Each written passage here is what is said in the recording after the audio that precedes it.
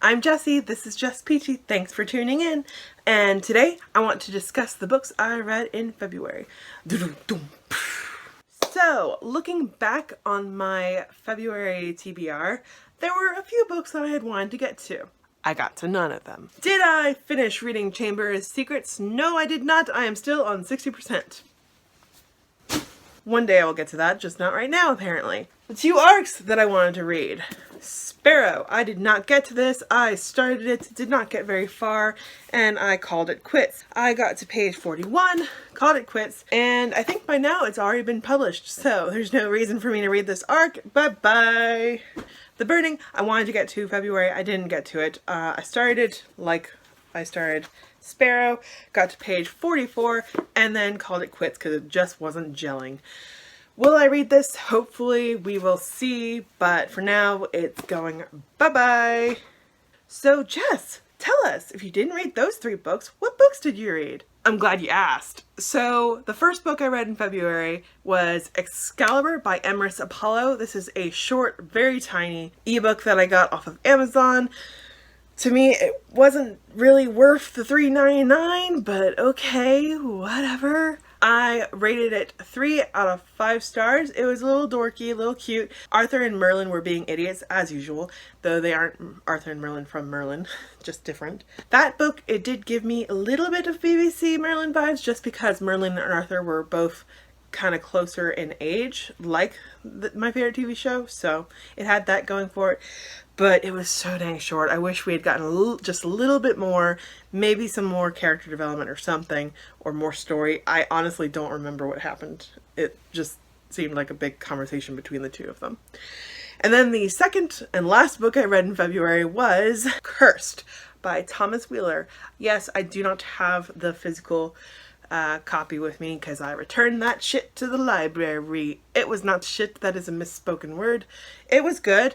Wasn't my favorite. I think it's the one Arthurian legend book I don't see myself in the future buying, unless there's a really cool cover, or unless the show just hypes it up for me and I have to have my own copy. But yes, this book is a Arthurian retelling where instead of Arthur getting the sword, it's actually Nimue, who we know as the Lady of Lake. She, through circumstances that we later find out in the book, she manages to get Excalibur and kind of becomes the ruling savior of the people being the druids, the fey creatures that live in the forest and that the Christian Anglo-Saxon people want to take over and destroy.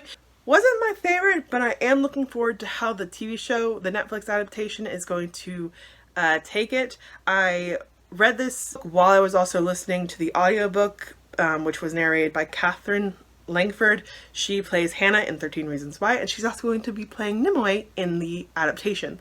So the audiobook I enjoyed, it's just the story was a little lacking for me, and it wasn't what I was looking for in an Arthurian telling. Notice my bookshelf.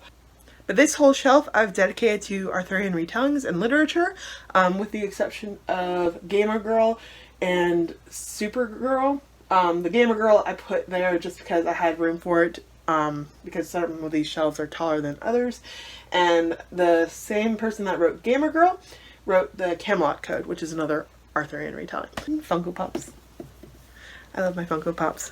I will soon show you the collection of Funko Pops that I have, with the exception of those guys because they're being sold. Anyways, what else? So that was not a very productive reading month, February, but I hope to at least read one book this month. Wow, your standards have dropped, Jessie. The book I'm currently on is Carry On by Rainbow Rowell. God, you love this cover so much, don't you? I love it too. So, I don't know why. For some reason, I bought this right as it came out, and I told myself that I was going to read it then. Never ended up doing. Then this year, the sequel came out, Wayward Son, and everyone was losing their minds over that, and I told myself that I had to finally read this since it's been in my collection for a couple of years now, and Rainbow Rowell also had this giveaway for these dust jackets for the new covers, because as you know, Rainbow Rowell's Carry On looked like this initially, and she wanted select fans to have this cover, which is the paperback version. So I picked it up because I felt bad not reading it yet and then getting this. And I'm enjoying it. It is a little slow paced, and I was so bored without Baz. When Baz came back to school, I was then more invested because I was told that this was a gay retelling of Harry Potter because it's the fan fiction that Kath writes in Fangirl.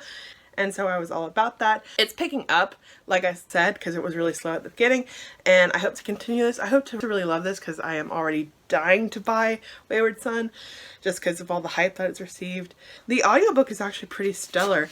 I got that from Audible because I told myself I was going to use Audible to read some of the books that I've had on my shelves for a while. Shelves, one shelf, and then all of my books are in here. But yes, that's that. Hopefully I can finish this and then maybe start something else. Maybe finish Harry Potter and the Chamber of Secrets like I want to. Then maybe I'll just read Kingdom Hearts, the manga. We'll see. But I will talk to you guys later. Sorry this is coming at you in the middle of March. I don't know what happened. I'm trying to be more active on YouTube again. And yeah, thanks for watching. I hope you enjoyed. I hope you have a lovely morning, a lovely evening, or a lovely afternoon, whenever, wherever you are watching this. And I'll see you later. Bye!